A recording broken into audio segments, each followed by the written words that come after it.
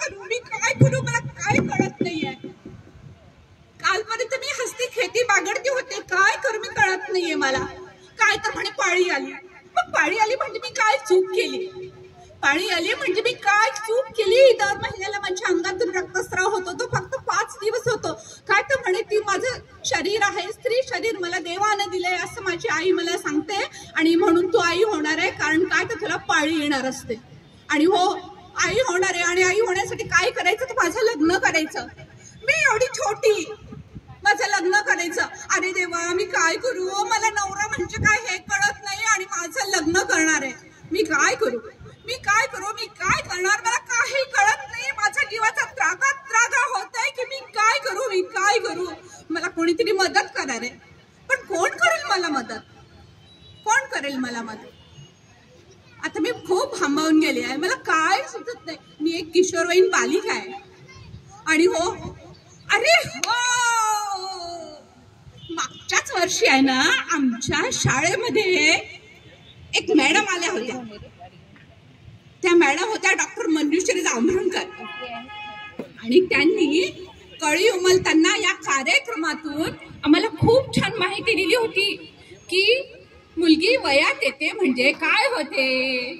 तर मुलगी वयात येते म्हणजे तिला पाळी येते आणि तिच्या शरीरात मनात बदल होतात आणि त्यासोबत तिचं विकास पण होत राहतो. पाळी आली म्हणजे लगेच काही ती मोठी झाली नाही. आणि माझी आई तर मला म्हणते तू आता मोठी झाली. काय मोठी झाली मी? माझं शरीर मोठं दिसत असेल पण मी मोठी नाही हो, मी सध्या तरी छोटीच आहे. आणि ताई, माई, अक्का, मावशी, मी तुम्हा सर्वांना सांगते की जर माझा कोणी लग्न करण्याचा प्रयत्न केला तर काय काय मी करणार आहे. तुम्हाला काय वाटते मी कायशी तशी मुलगी आहे? अरे मी आमच्या वाशिम जिल्ह्यातला साखरा शाळेतलं जी साखराची जी शाळा आहे ना, झेडपी शाळा, त्या शाळेची मी विद्यार्थिनी आहे म्हटलं. आणि त्या शाळेमध्ये आम्हाला खूप संस्कार देतात, आम्हाला खूप शिकवतात, आमच्यासाठी वेगवेगळे कार्यक्रमांचं आयोजन करतात आणि आम्हाला नीतिमूल्य काय ते शिकवतात. पण कधी कधी आम्ही जरा गोंधळतो ना, आता मी गोंधळले होते तशी, पण मी लगेच भानावर आले की हा आपल्याला काय करायचंय. पण बघा, आता नुकतंच आमच्या शाळेमध्ये तुम्हाला माहित असेल त्या डॉक्टर अलका मकासरे आहेत की नाही, त्या बाल कल्याण समितीचे सदस्य आहेत, त्या पण येऊन गेल्यात आणि त्यांनी आम्हाला बालविवाहाबद्दल माहिती दिली. काय काय दिली माहिती आहे का तुम्हाला? आम्हाला अशी माहिती दिली की बालविवाह म्हणजे काय, तर 18 वर्षाच्या आतील मुलगी आणि 21 वर्षाच्या आतील मुलगा यांचा जर विवाह होत असेल तर तो बालविवाह. मुलगा किंवा मुलगी यापैकी एकाचं जरी वय कमी असेल, 18च्या आत असेल, तर तो बालविवाह गणला जातो. आणि माहितीये, हा बालविवाह जर झाला ना तर सगळ्यांना शिक्षा होते. सगळ्या कोणाकोणाला शिक्षा? सगळ्यात पहिल्यांदा तर आई वडिलांना होते. मला माझ्या आईला शिक्षा करायची नाहीये, पण तिला थोडस जाणीव करून द्यायची आहे. म्हणूनच मी आपल्या सर्वांना सांगतेय की बालविवाह करू नका आणि तुम्ही करू नका, कोणीच करू नका. माझ्या आई वडिलांना तर माझा बालविवाह करूच नाही, पण त्यासाठी प्लीज पाणी मिळेल.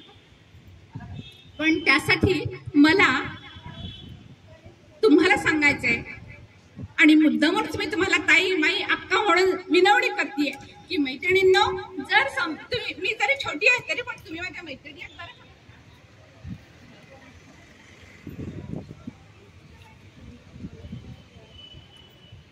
तुम्ही माझ्या जरी मैत्रिणी आहात तरी पण मी तुम्हाला पुन्हा पुन्हा विनव सांगते की माझा विवाह करायचा नाही.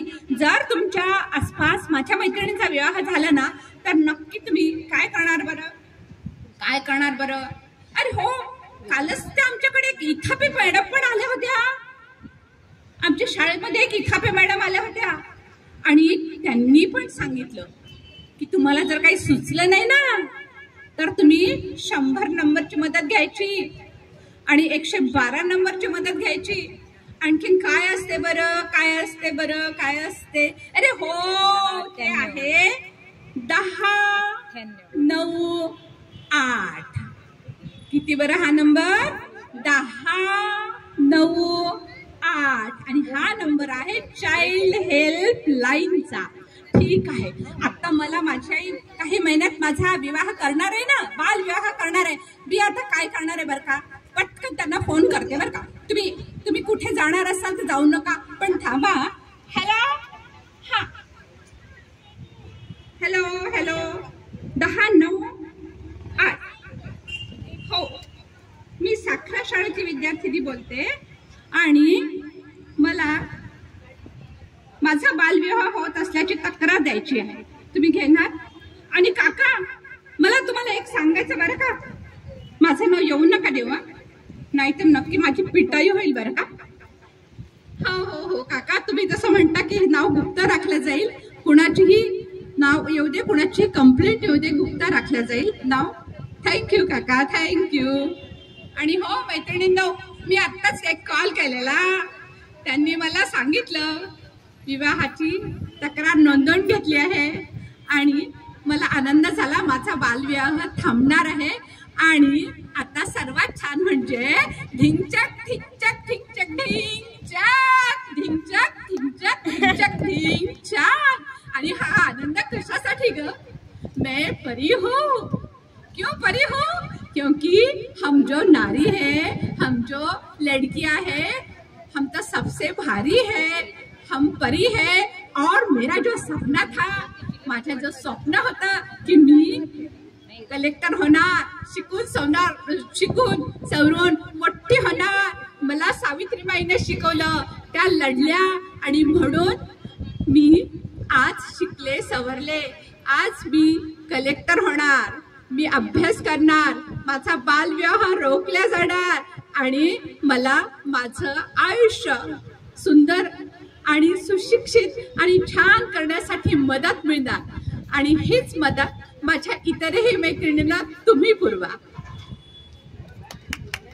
थँक्यू.